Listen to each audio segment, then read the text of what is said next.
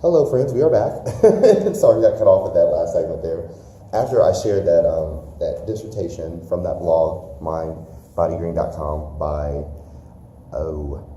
Robert Payne, the blog dissertation I read it from that, we got cut off a little bit, but it led right into the first question I was going to ask Steve, and it was, how old were you when you decided that you wanted to work even close to the adult entertainment industry and or adult entertainment? And he was going to ask me that question. Well, yeah, it wasn't even so much that I had this yearning to be a part of the industry, and it was in my it wasn't in my headspace at all.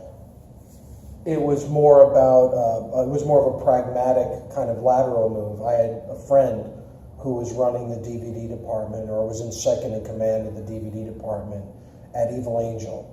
A good friend of mine. He's friends with me to this day, and they were looking for somebody, and I was working in a mainstream post-production environment, a very low position, just tape operator,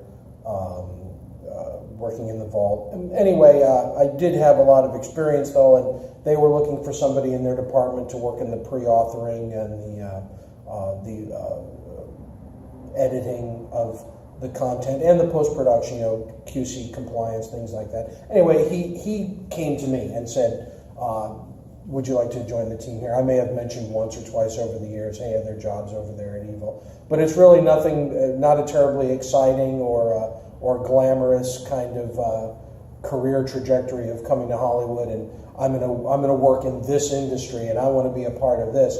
It's much more boring and pragmatic than that. It was just kind of a lateral move that just happened to be adult. I didn't have any reservations whatsoever about the nature of the business.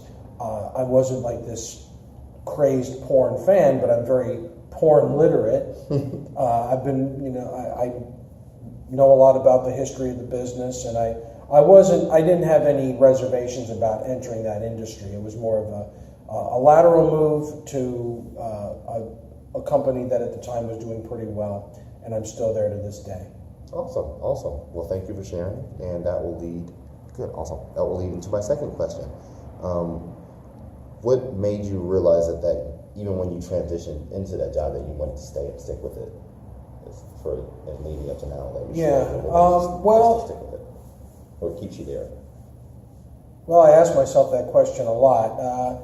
It is a very good job, and that's a good question because one of the ironic things about that business, at least for a stretch of time, of course, you're meeting different types of personalities than you would meet in a more mainstream company, even within entertainment.